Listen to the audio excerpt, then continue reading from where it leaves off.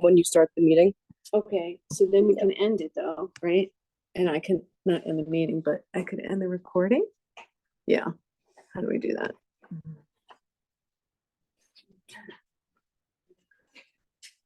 Anthony Mara and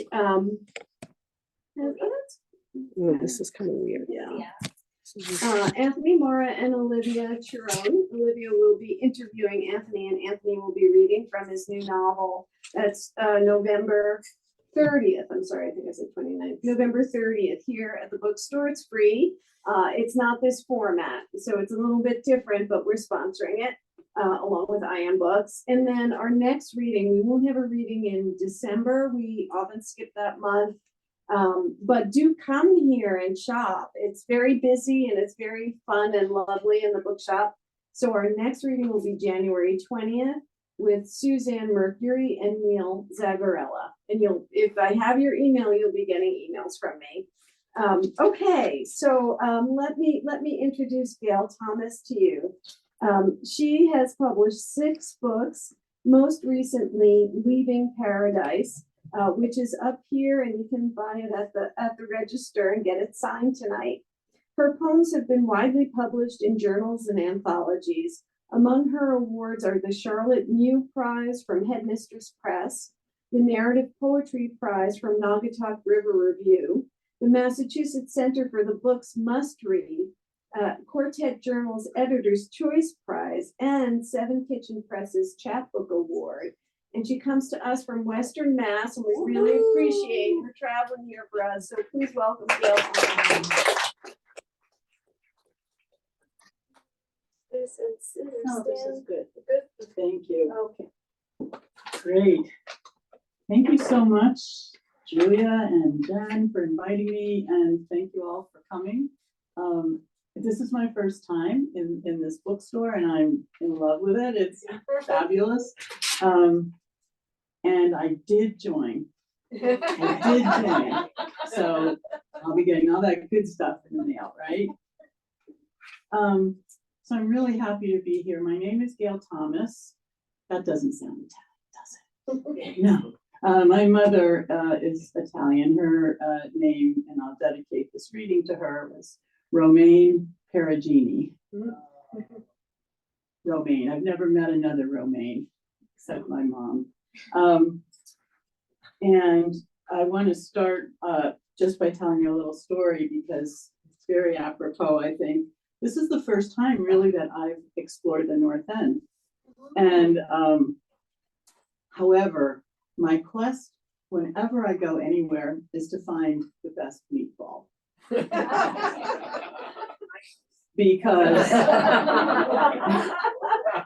because my mother made them and I now make them. And whenever we go anywhere, I'll just order my meal and then I'll say, I'll have a side of 1 meatball. And they just never measure up until today.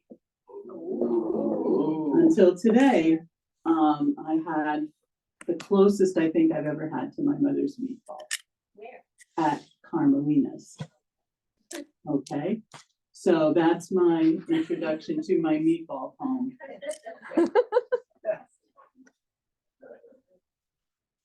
This is called Alchemy. There must be a hunger potion in this food, says the child of my child, as she eats another plate of meatballs. A riff on my Italian mother who charmed my German father with a few peasant dishes learned from her mother, who never finished school, but wearing a sauce-stained apron, spun out pizzas dripping with mozzarella and salami, savory rounds of locatelli-crusted bread, and cappelletti floating like lilies in broth. No recipe in sight. My grandmother kneaded and rolled out dough, filled tiny pillows with meat, spinach, and cheese, draped pale noodle strips over the backs of chairs, while sauce bubbled in a copper-bottomed cauldron for hours. And though mother vowed to be modern, with recipes clipped from ladies' magazines to test on her pinochle crowd, the old dishes bewitched us. redolent of garlic, onions, marjoram, basil, sweating in butter. The brew simmered on Saturday as we stood in line for confession, our reward served after Sunday Mass. When grandmother went blind from diabetes, my mother policed all sweets until years later, her mind irreversibly tangled. She forgot the salt, collected twist ties, peppered the kitchen with yellow Post-its, scrawled with jumbled letters. Like an intoxicated lover, she craved sugar, jammed the freezer with Rocky Road and vanilla fudge, stashed Snickers in drawers. Lunch and dinner meaningless, she served chocolate and caramel elixirs until she was lost. I imagine her at this table, set with the pink flowered plates I claimed as great-grandchildren pronounce the meatballs magical. And next to her, her mother's flour-dusted hands, gesture a sign for forgiveness. Mangiamo.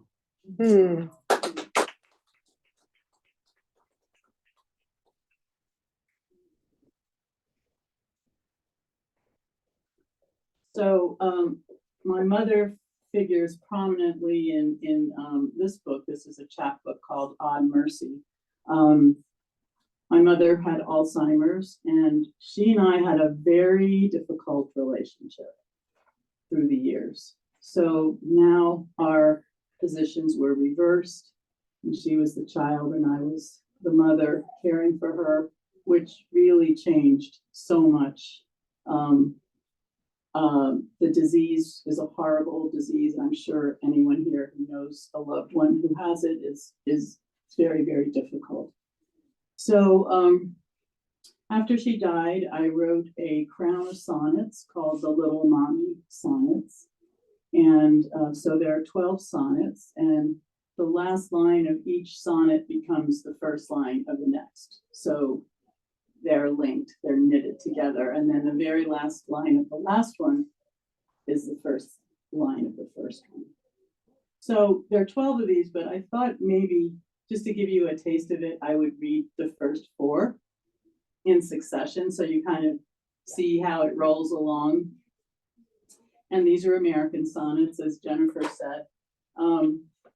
And they begin with a quote from Edna St. Vincent Millay, who says, "I will put chaos into 14 lines and keep him there." And that's the good thing about sonnets, I find, as a writer, because you really have a restraining, you have a container, and it limits you in a really good way. So from the Little Mommy Sonnets, 1, your voice, always in my head, until the shrinking, until I could call you Little Mommy. When you lost the family names, we watched them march out the door, holding hands with the hurts that kept us licking our wounds. Now, this mess of plaques and tangles, a nest of lesser evils, to forget the word for daughter or lose decades of strife. Some people study for years at the feet of a master to learn how to live in the moment. Your sharp tongue dissolves to a soft fog. My armor melts. The clear moment before us like a plowed field. You fall asleep to the sound of my voice, humming something that makes you smile before this long goodbye. 2, before this long goodbye, I move you closer, winnow 80 years of living to 2 rooms. Reduce the shirts, scarves, and shoes you bought again and again, the familiar color or cut, a bomb. Passenger now, you are awed by giant green trees that hover over the road. You ask, why are there so many and where do they come from? Like Vincent's, pulsing cedars and lowering clouds, these hills bear down. Stranger, in a stranger land. He too was the lone reaper just beyond hospital walls who wrote, "Nature overpowers me." You stare out at the garden and fret about the mess of feathers and shit that might keep wrens from claiming their house in spring. Each spring, wrens claim their tiny house on a pole next to the woodchopper whirligig, left behind by the old Russian who sold this plot. "Dirt is good," he said, and the roses go for broke. The flannel-shirted hewer hurls his axe and spins in a furious show. I sip a margarita, watch a bird swoop in and out with twiggy mouthfuls, chiding and full of industry like you once were. Early on Saturdays, wielding broom and bucket, you bullied me out of bed. Dust was the enemy, hiding on sills and baseboards, ceiling and walls, waiting for the swipe of your rag-wrapped mop. Beaten carpets, polished floors, scrubbed porcelain, all praised your worth, as I never did. I never praised what you counted as worth. The spotless rooms, well-dressed children. Armed with a toothbrush, you visited me, young mother fled to another state, husband and house left behind. I bristled under your attack on tub and toilet. If you had asked what I needed, I couldn't have answered. So like a heat-seeking missile, you homed in. Divorce, second floor apartment, mannish hair. Your mother used to be so beautiful, you told my daughters.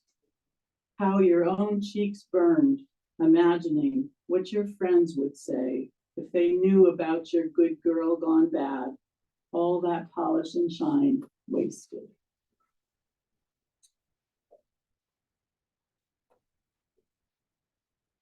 So people ask me sometimes, how do you write about grief or loss after you had a loved one die? And, they always say that you need to wait. You need to wait a while. You can't write immediately to let kind of things sink in a bit. And however, in my new book, I have a poem called Another Poem About My Mother, because I vowed I'd written enough, but then they just kind of keep popping up again. I'm not going to read that one tonight. I'm going to read a poem from my new book, Leaving Paradise. This is called Giving Up the Keys. Giving up the keys. Until he was almost blind, my father wouldn't do it. Driving home at night, he pulled over for who knows how long, my mother said, until he could see.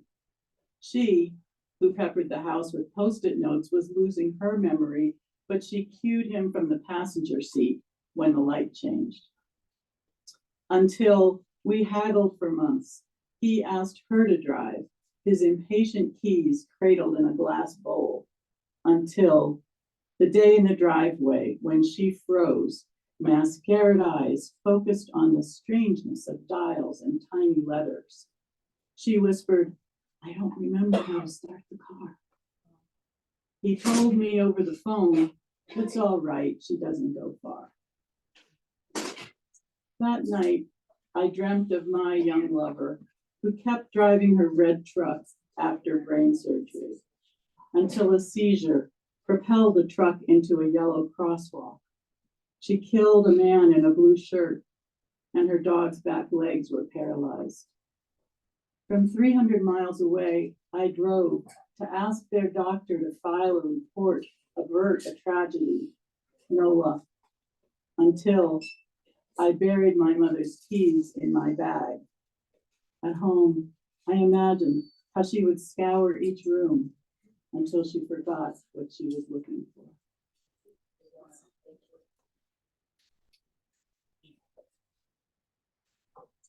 So, a little levity now.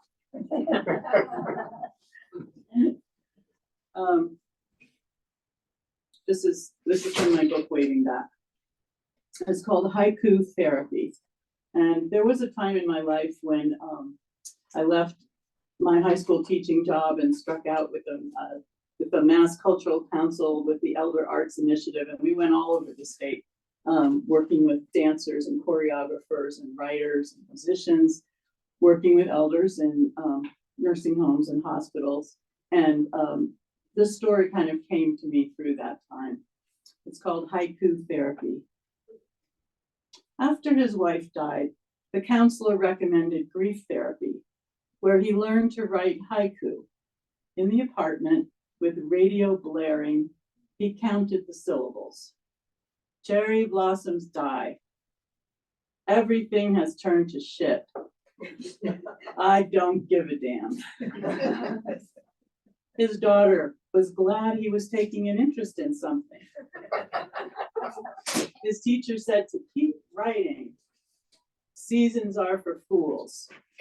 You can't count on anything. The dumb sun rises.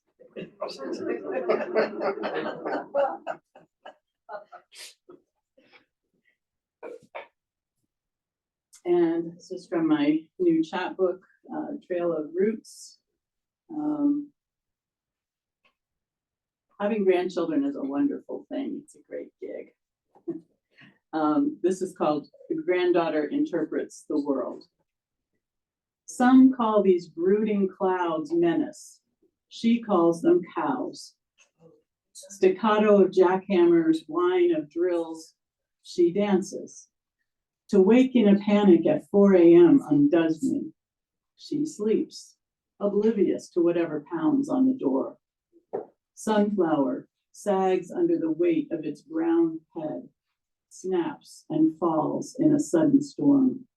When I say it was relieved to bow down, to give up smiling, she teaches me to draw a ladder to the sun and gladly climb.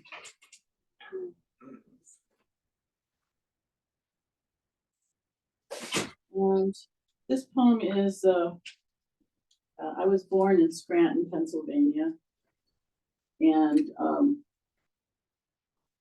my Italian grandfather worked in the mines as a breaker boy when he was 7 or 8 years old, before child labor was made illegal. And even after it was made illegal in Scranton, the mines still hired children. This is a prose poem called Diamond Mine, Scranton, Pennsylvania. Nicholas straddles the chute as a breaker boy, picks through slate, sulfur, and clay with bleeding hands. He works beside boys with strange names, Irish, Poles, Austrians, Lithuanians, Russians, Slovenians. Bowed legs need no translation. At night, he whimpers. No matter how he tries to straighten his legs, they throb and burn. Mama rubs and binds them with liniment and warm rags. He sleeps between his father's hacking coughs that fall like hammers. Asunta scrubs black dust from the stoop, eyes trained on the end of the street until Luigi's cap crests the hill. Waiting is what she does best. 4 of her 6 children still live. She cuts malva and chicory to brew, yells across the fence to Marie about killing a chicken for Sunday. Down on the flats, a comb dump glows red, like the Sacred Heart pinned above her bed. When Asunta dies, Luigi sends for a woman from Gubbio to raise the little ones, keeps Victoria home from school. By 6th grade, she can read and do sums, and that is enough. She begs to go back to school. He says, no, it's your job to clean and cook so your brothers can work. She dreams about the man she will marry, prays he will not work under the ground, that he will have soft hands.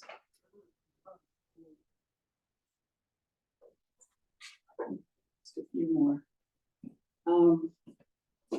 I'm going to read the title poem from my newest book, Leaving Paradise. And this is a, this is a variation on Eve leaving paradise. And it's set in a place that I lived until I was, I think, 30, and that's in Amish country in Pennsylvania before I came here. It's for any of you who have been to that part of the world, these things might be familiar. They're the furthest thing from Italian, as you can imagine. No meatballs to be had. And this is set in 1980, Leaving Paradise, 1980. It wasn't the ring-necked pheasants strutting across the yard, lumbering groundhogs or deer splayed bloody next to every road that told me it was time to leave. Sprawled on Hawk Mountain boulders, I counted kestrels above dry quilts of corn spread next to brick hotels, general stores, stone farmhouses, red barns with hearts and horses. I played ring toss in every country bar, lined with jars of pickled eggs and jerky. Shopped farmers' market stalls, tended by pink-cheeked Amish girls in white aprons, hair pulled tight and braided under cap buns. They sold stacks of scrapple and cheese, apple butter, pretzels, and pig stomach, while horse-drawn wagons waited for bearded men and black-brimmed boys to drive them home to paradise, Virginville, intercourse, bed sheets flapping in the manure-rich air. Inside my thick-walled house, beams stained with ox blood, tradition echoed in red ware pottery, pierced tin cupboards, blue and white crocks with stiff-necked plump Dutch birds, but there were no women like me. Lured down highways, splattered with billboards, past the sprawl of malls and smokestacks, I searched for them in bookstores and meetings. Women who lived in disguise. A man's wife kissing another man's wife. Let me be clear about this yearning, its embers stoked by more than a juicy bite, more than feminist books devoured like bread, more than the company of other mothers alone at night, their men working late. Body and mind yoked to this cultivated garden of my own sowing, I chose wilderness. When I picked up my babies to leave, fear came too, but I was never kicked out.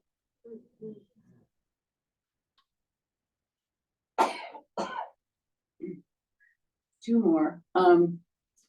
So this next poem is a form of poetry called The Golden Shovel that was created by Terrence Hayes, in which the word in each line and the end word in each line is formed by each word in an original poem.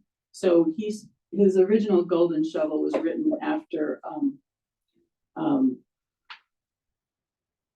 another poet's work, and mine is written after Lucille Clifton's poem, Blessing the Boats. So every end word in my line is a single word in her, so the poem entire is at the end of my line. Golden Shovel. When waves pull back their relentless show at low tide, we walk as far as we want. The dog sloshes now through a tangle of seaweed and shells, understanding that permission has been given to venture out. We have abandoned our salty fear of what we cannot see to kiss this moment like a lost child, knowing it, the fear I mean, will return in 12 hours, will threaten to drown us in waves of grief. You want to be brave, you want to walk on water if someone calls for help, and maybe you will, forever, young and strong. Believe innocence will protect and high tide forgive you for that. And I'll close with this poem that was that I wrote after hearing about an incident that happened off the coast of Provincetown. It's called The Revenant. First bite of sun-warmed flesh after this dry-mouthed, locked-down winter is almost beyond simile, so I ask, are you tomato or an angel? Blessing my lips with sweet throat slicked June juice, fingers smeared, spicy and stinging, bare feet and windows open, and hallelujah, still breathing. Like the race point lobster diver, scooped up by a humpback's trolling jaws, mouthed and swished, counting the dark time inside until she spit him out. Kicking up to the surface, he pierced the salty seal, gasping and choking with wonder, and hallelujah, still breathing.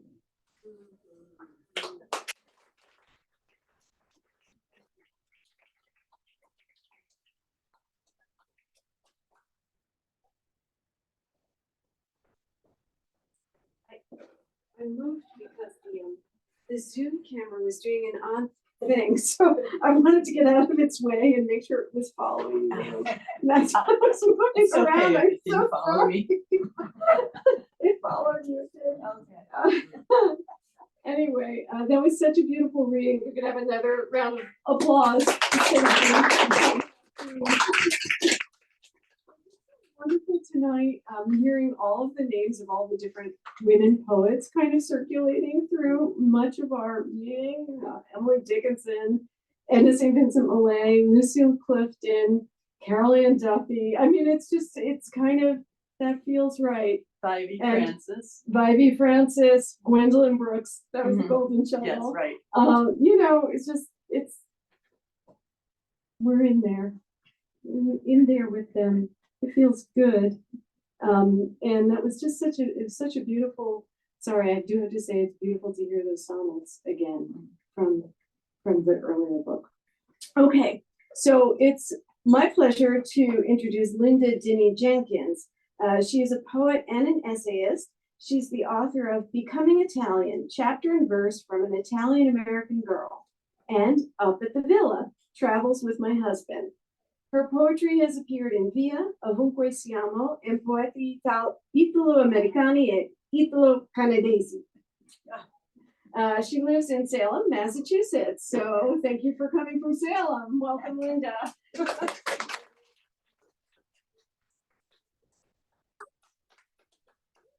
See, it's on me, not on you. See, it's moving. Oh, it does, it moves. Oh, that's odd. Did you get an up close? I don't know. So do you want to just hold on, Linda, so I'm not doing this while you're trying to read? I think as long as I'm not moving around, I'll stand here. I think it's all right. Right? Do you see? Yeah. Because when I sat down, it was.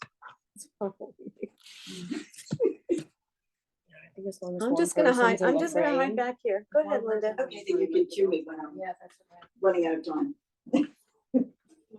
Well, thank you, Jen. Thank you, Julia. Thank you, I Am Books. Thank you, IAWA. I'm delighted to be here and to read a few. I'm going to start by reading. I changed my whole program like 2 hours before I left.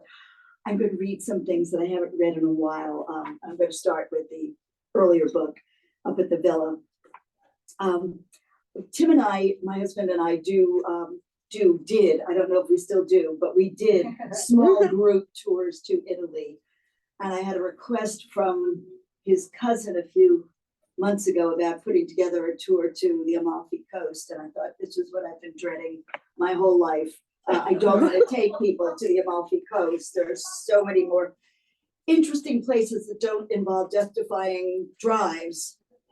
But we did it. Tim and I did it one night. So, and it was, well, we went to Amalfi and there was a landslide and we couldn't get out. That's the bottom line. But this is a poem called That Night in Amalfi.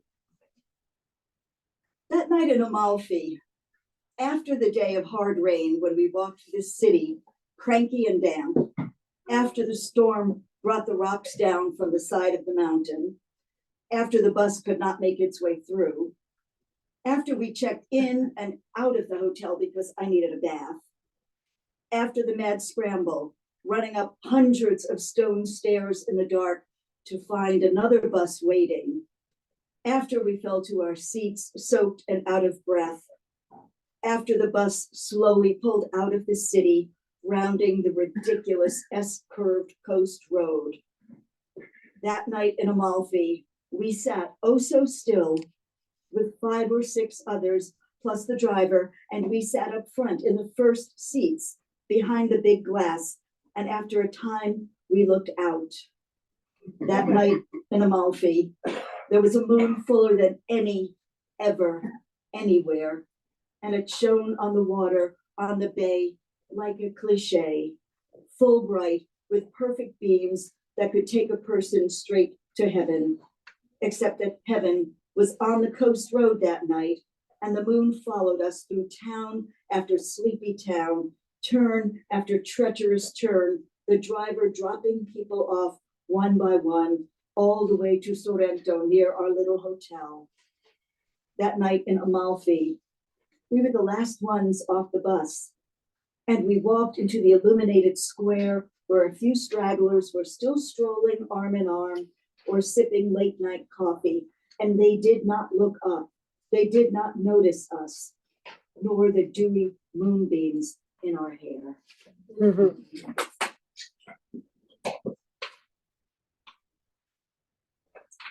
The next one is called The Village, and there's a little story behind this one. And I think as we approach Thanksgiving, where we're likely to have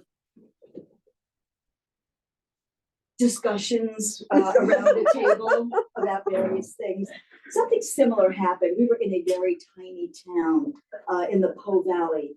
This was on a tour, and well, we had a dear friend of ours who's no longer with us, was a very dedicated New York City Democrat in this environment. And I'll just leave it at that.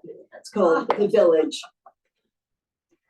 The first night in the village, we went to the local taverna and ate good pasta, drank so-so red wine, and devoured the bread. The olive oil was perfumed, liquid green, and honey rich. They had not seen Americans here since the end of the war, when we came to liberate the towns along the Po Valley. But it was as if the rental company sent a memo out to every household, letting them know of our arrival.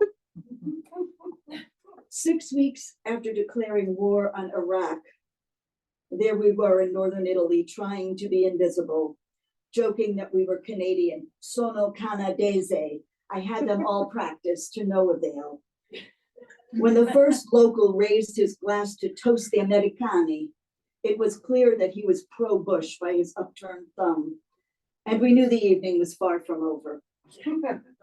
The communists at the bar sympathized with us and joined in as a few in our party argued vehemently against the war, disregarding the fact that they knew no Italian and that only their emotions were registering, but that was enough. And when things quieted down a bit, some of us left, rolling our eyes and hoping for the best.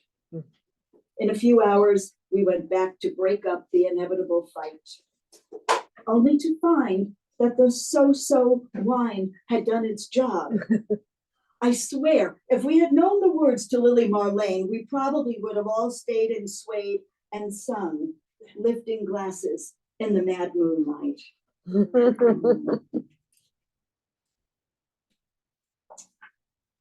then, of course, you need a food poem, right? And this is a good segue into my memoir. This one's called Journeys. Not my grandmother. I am making ribollita, the twice-cooked white bean soup that my grandmother used to make, while the others are back in Florence for the day or soaking up sun here in the yard. The aroma of jasmine floats in from the pergola, mixing with the garlic from the big pot on the stove to form a perfect memory of this place. Nonna, you were just a girl when you left here for New York. I wonder how easy it was to leave then, while this was all still new, and how you survived in the city, with this countryside in your blood, with these smells in your skillful fingertips. Hmm. I am the daughter, only child, which is unusual as in an Italian family, of an Italian father and, as my father said, an Irish English Cocker Spaniel mother. We don't really know much about her background, although my husband knows everything about her background because he did all the ancestry work. But being raised as an only child who identified as Italian, who was raised Protestant, it was always questionable to me as to what's going on here. So this book, Becoming Italian, was my pandemic project. Although I had been thinking about it obviously for many, many years, like what was going on in this family. And I still don't really know, but something good happened this fall. We took our last tour to Umbria. We stayed in Orvieto, which was right on the border with Tuscany. And I always give Tim Tim's Day on a 2-week tour. And what are you going to do on Tim's Day? Well, this year he decided, with everybody's blessing, that we were going to go to my grandfather's town. We had never been to his village before, and we went. And I got his birth certificate. And it was just such a wonderful, it's becoming Italian is important. Anyway, so I'm going to read a few. I just read about my grandmother. You'll hear a little bit more about her, but I'm going to read some poems and then a story to end with. But this is about my grandmother and my father, and it's called Errands. He was at the mercy of his mother, strong-fingered hand gripping his little boy paw, pulling him down the street to run errands. Back then, there was still the butcher and the baker and the vegetable man to visit all along the streets of Sunset Park. She bargained while he cringed, hoping just once she would pay what was asked, hoping just once she would not reach into the oil-stained paper bag in which she kept her money, the garlic-scented money, waiting for the inevitable discount, leaving satisfied and just a little smug. He used to say that she could calculate compound interest in her head, this peasant girl from the old country who never saw the inside of a schoolhouse. Still, the child in him wilted as they walked down 20th Street, past the banker and the milkman and the fruit vendor, Daddy aching to be nothing more than American.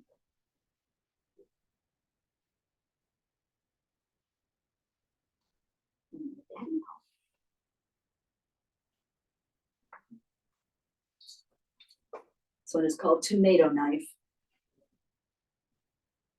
The butcher block cutting board bleeds thin red water and small yellow seeds as I slice a huge beefsteak for sandwiches.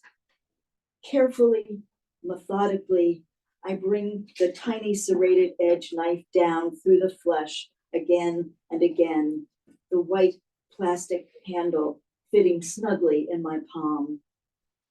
This was my father's tomato knife. He used to say he could make slices so thin that you could read through them. In the tiny square kitchen of my childhood, it came out every summer evening when we would harvest ready fruit from the yard. I can see him still against the knotty pine wall, shoeless, sporting cargo shorts, a sleeveless tee, an unlit Corona in his mouth, showing off his skill like a surgeon. Once I saw him dance around the kitchen, doing blade magic with white-capped mushrooms, with ripe plum tomatoes, with giant garlic bulbs and layered golden onions, conjuring up a perfect sauce in no time, pepper and cheese riding on the surface olive oil.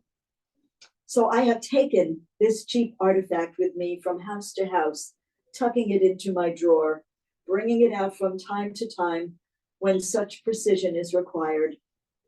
His younger strength is forged into it. His bravado, his Italian, his hospitality. And I like to think that something of that remains in my hand, cutting into the past, letting the sweet juices flow. I'm going to switch the order here. I'll tell you a little bit about my mother, the non-Italian one, and I think your story might do that. This is called Your Blue-Eyed Boy. My mother's mother, Ida, stood about 4'11" tall and wore a size 3.5 shoe.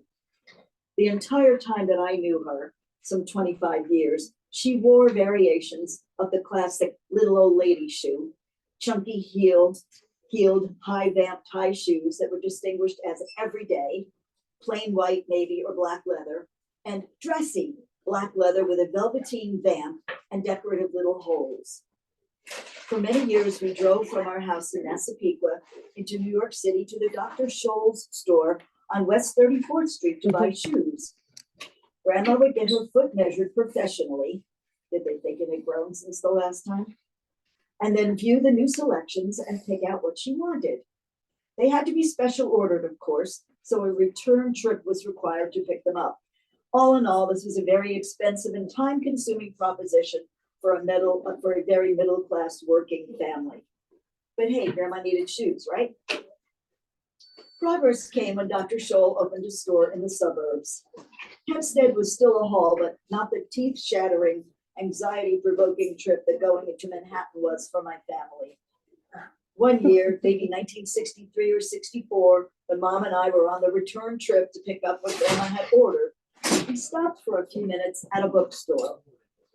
I was about 14 years old, already an experienced, angst-ridden young poet, and was scouring the shelves for something suitably shocking to get my mother to buy for me.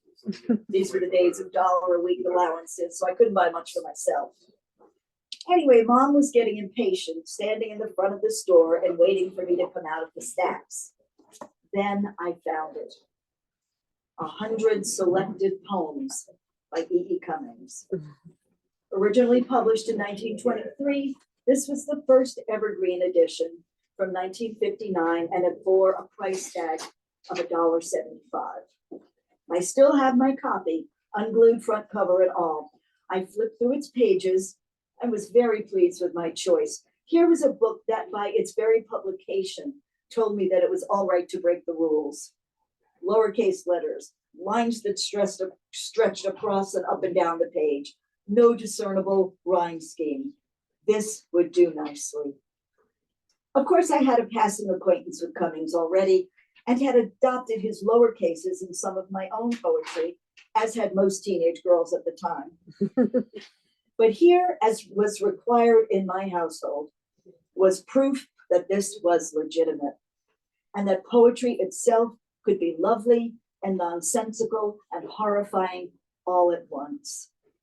I brought the book up to the cash register and my mother met me. She saw the little purple covered book and rolled her eyes. But then something happened. The man behind the cash register looked at the book too, and then at me and back at the book. "You dig Cummings, eh?" he said. My heart stopped. No one, not even my teachers who knew I was an aspiring writer, had ever asked me what I dug before. I nodded feebly, trying to look as cool and grown up as I possibly could. No mean feat for a chubby, introverted teenager whose idea of a good time was to actually get to listen to an entire side of the latest Peter, Paul and Mary album in peace. "Let's see how much you know," he went on. I was doomed. And my mother got interested, clearly enjoying this. He opened the book and began reading Buffalo Bill's Defunct. And when he got to the line, "And what I want to know is," he stopped, cold. And then he looked at me, and my mother glared at me. And for a split second, the world came to an end. And then, out of nowhere known to me, came these words from my mouth. How do you like your blue-eyed boy, Mr. Death? The clerk smiled and handed me the book. My mother was gobsmacked. I said thank you to the man and walked out the door ahead of my mother, trembling, but trying to remain calm. I had been tested by a total stranger and passed. I knew something. I had all I could do not to cry as I made my way out into the sunshine. Years later, I still ask myself where the hell that line came from. Sure, I had heard the poem before, but I was not and still am not a memorizer. Somehow that line of poetry stuck in my head, even at that early age, even before I knew that I really would make my living among words, even before I began to fill my room with books in earnest. Mm. Mm.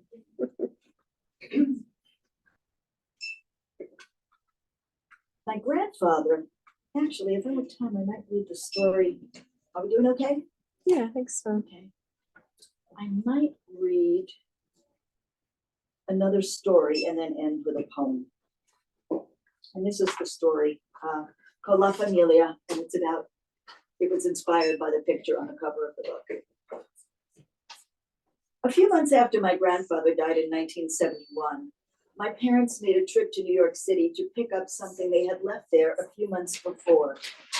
I was newly graduated from college and home for the summer, awaiting my wedding that August, after which I would move back to Oneonta, New York, so my new husband could finish his college degree. He was 6 years older than I was, but had only half-heartedly attended a local college before we met. When Mom and Dad came into the house with the large bundle wrapped in brown paper, I was curious. I did not know anything about this escapade. What could it be? We all walked over to the dining room table, and they began to carefully unwrap it. The carved gold leaf frame was the first thing I saw, and then, little by little, a black and white photo was revealed, surrounded by a thick black velvet matting. It was beautiful. It was La Familia. Turns out, while they were cleaning out my grandfather's house, they came across this old photo of the family, Grandpa and Grandma Dini, and their two sons, Ferdinando and Francesco, my uncle and father, aged maybe 4 and 2, circa 1924. The photo was apparently in rough shape, so they had taken it to a restorer in the city to fix, enlarge, and frame. He had done a beautiful job. Without hesitation, the framed photo was hung in a place of honor by the front door of our house in Massapequa, completely incongruous with the early American furniture and brass starburst clock and sconces on the wall left over from the 60s. When they moved to Palm Harbor, Florida 8 years later, the photo went with them and was hung in the dining room next to the hutch. And when my father died and we packed up the house, the photo came north with me and Tim, where it's had a place of honor in my office ever since. I've always been a little curious about it.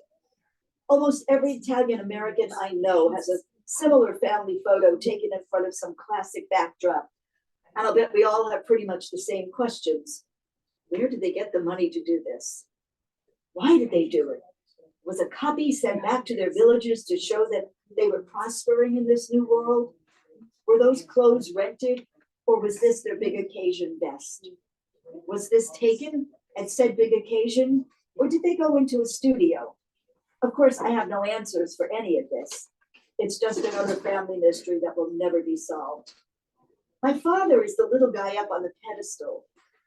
I love his little hands that seem to have too many fingers at first glance, but no, it's just the right number. And the bowl haircuts on him and my uncle are just adorable. Which parent placed which ceramic bowl on their heads and clipped through howls and squirming, I wonder. Look at the little belted jackets with bows peeking out at the top, the short pants and leather ankle boots. It's all too precious. My grandmother, always a large woman, looks gorgeous here. A gold bracelet and necklace. I imagine that even in black and white. A small, elegant purse dangles from her fingertips. Perfectly coiffed hair. How on earth did they tame her curls? And that dress, Mamma Mia. A far cry from all those cotton-flowered house dresses I remember. My grandfather looks regal in his three-piece suit and so proud of his family. A lovely wife 2 healthy boys, work that could sustain them, and a future in America. It was what they came for. It was all they wanted. Fast forward a few years and the Depression hit. I'm sure times were hard, but my grandfather found work with the WPA to keep his family going. Before the end of the 1930s, the family moved out of Brooklyn and into the suburbs. Grandpa kept working for almost 40 more years until throat cancer took him. He was one tough cookie, never looked back. He lived his Italian life at home in America, went to work with his Italian friends from the old neighborhood, and saw his sons and their families grow a little less Italian every year. I don't know how he felt about that. A mixture of pride and regret, I suppose, that is never resolved in one generation. Look at their eyes in this photo. Every one of them, straight on, unwavering, beautiful, dark Italian eyes. Things will change after today. A crashed economy, another world war, death and more death, unbearable pain, but also joy, jobs, weddings, births, gardens, holidays, new beginnings. Tutto andrà bene, la mia famiglia. All will be well. All will be well. And I think I'm going to end with this one. That'd be right. It's not that early. Okay. So the WPA job that I referred to in that story that my grandfather got was actually working at Jones Beach on Long Island, South Shore of Long Island. And since he was a mason by trade, he got to do the mosaics on the Central Mall. So when you go, I think they're still there today, the seahorse and the clamshell and whatever, starfish, whatever, he did them. And he would take us to see them. He was very proud of them. So I'll close with this poem called Men on a Bicycle. I saw a man on Chestnut Street today wearing a blue short sleeve cotton shirt and baggy khaki cargo shorts, riding an old fat-wheeled bicycle. His middle-aged frame was tan and a little sweaty despite the early hour. It would be hot today. His knees stuck out as he pedaled because the bike was undeniably too short for him. My father looked the same way, riding all those years ago back in Massapequa, where we would journey off together, knees out, like newborn giraffes, like unsteady colts, conjuring after summer dinners the salt air and sea as we headed for the beach to see Grandpa's mosaics again on the Central Mall and treat ourselves to a messy ice cream roll before heading back home under our personal twilight sky, just Dad and me and Grandpa in his way, a visit to the ocean that brought him here, that brings us together in the end, pedaling unsteadily between two worlds. Thank you. Thank you.